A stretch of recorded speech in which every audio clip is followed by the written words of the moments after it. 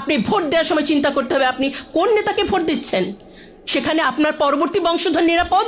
আপনাদের সন্তানেরা এই দেশে বাস করবে, দুদিন পরে আপনারা থাকবেন না। এই ভূমিকে যদি যোগ্য করে না দিয়ে যেতে পারেন, এটার জন্য রক্ত দিলেই দেশ পবিত্র হয়ে যায় না। তাহলে ৭১-এ ২৪-এ আমরা এখন একটা খুব পবিত্র ভূমি পেতাম। আসলে নিজেকে পবিত্র হতে হবে। আমি কি দারিদ্র্যের দুষ্টচক্র, শুধু না, দারিদ্র্যের দুষ্টচক্র তো আমরা পড়েই আছি। ওই যে আপা কিন্তু বলেছেন বাংলাদেশ ব্যাংকের কথা।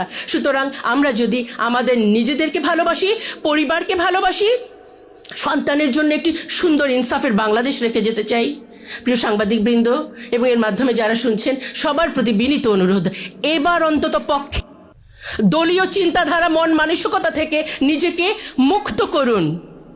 অরক্ষিত স্বাধীনতার মতো নয়, আমরা প্রকৃত স্বাধীন হতে চাই। প্রত্যেকটা মানুষ বাংলাদেশের এক একজন যোদ্ধা। আমরা হয়তো অনেকের নাম ধরে কথা বলি, আপনাদের নাম ধরে বলা হয় না।